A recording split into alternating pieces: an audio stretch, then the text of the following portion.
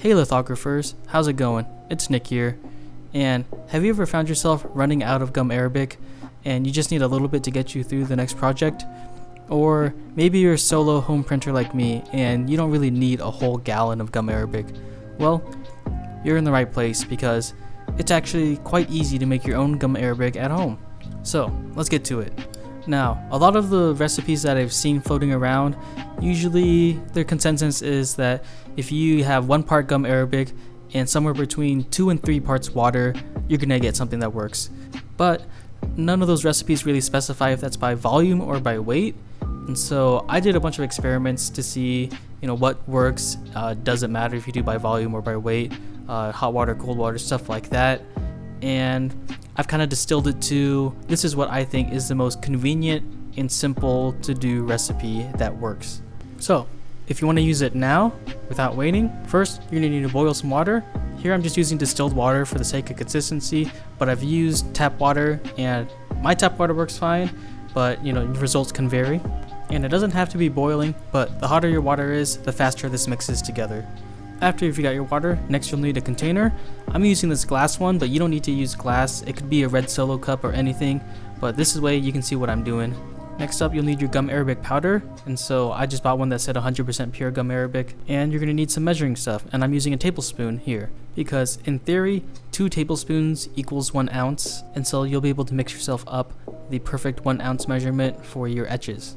So go ahead and scoop out yourself 1 tablespoon of gum arabic powder and dump it into your mixing container, and then you're just going to pour yourself out 2 tablespoons of hot water. Simple as that. And then you're just going to need to stir it up as best as you can. Try not to burn yourself because yes, this was just hot water, and you're going to try and scrape against the walls and try to kind of break apart those clumps.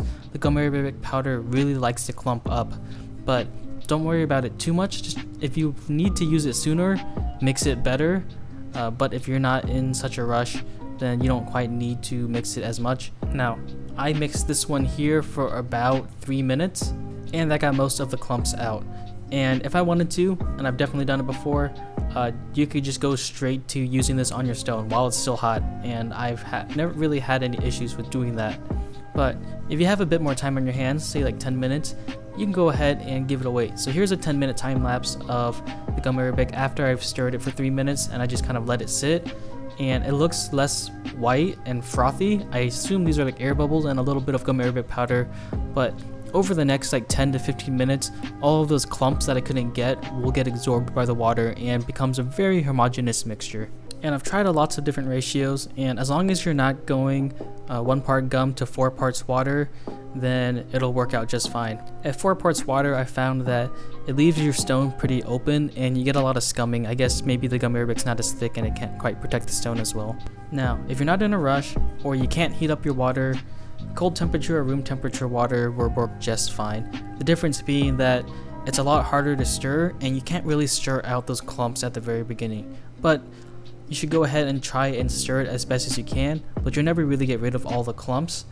But if you leave it to sit for about 1 to 2 hours, all of those clumps will eventually get absorbed into the rest of the gum arabic, and it'll work just as fine. The difference being, you just have to wait about 2 hours or so. So here's the mixture after mixing for a while, and you'll see that there's still a lot of clumps in here, but here's that same mixture about 3 hours later, and it's pretty much completely homogeneous. Use it like you'd use normal gum. Use it for your borders. Use it with nitric for your etches. Here I used it as a resist for my borders, and it lifts out, I would say, easier than the store-bought gum, and I would say it protects the stone just as well.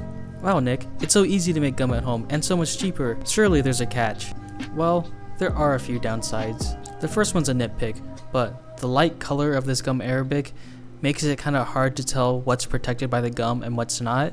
So here I painted on some borders, but once it's dried, it's kind of hard to tell what is gum arabic protected.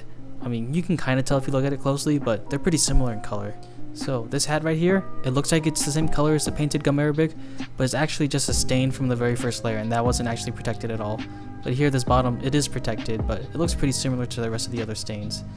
The only way to really tell is by looking at it from a certain light and getting that reflection, although a lot of this problem could be solved by adding a few drops of watercolor to your gum arabic to dye it. This next downside is incredibly niche, but when I was taught lithography, my teacher taught me to identify strengths of etches by how it tastes, and this homemade gum arabic it's a little bit more sour, and your high strength etches don't quite have that same kick as they might with the store-bought etches.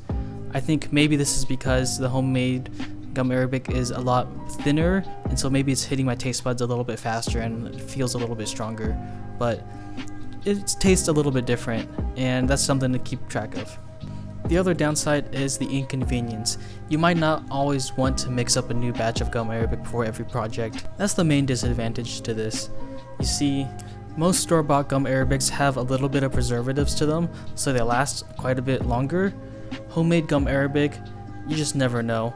I've had some batches go moldy after just 2 days.